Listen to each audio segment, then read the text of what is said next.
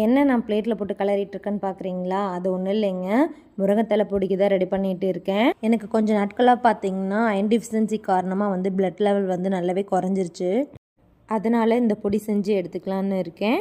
First time வந்து இந்த பொடி வந்து நானே ரெடி பண்ணினேன். சூப்பராக வந்திருந்தது. இதை வந்து நான் மொறுன்னு தோசையை ஊற்றி அதில் வந்து பொடி போட்டு சாப்பிடும்போது சூப்பராக இருந்துச்சு. இந்த மாதிரி சின்ன வெங்காயமோ பெரிய வெங்காயமோ காம்பை கட் பண்ணிவிட்டு இந்த மாதிரி தேய்ச்சி விட்டுட்டிங்கன்னா எண்ணெய் விட்டு தோசை வந்து கல்லில் பிடிக்காமல் வந்து சூப்பராக வரும். நீங்களும் வீட்டில் ட்ரை பண்ணி பாருங்கள்.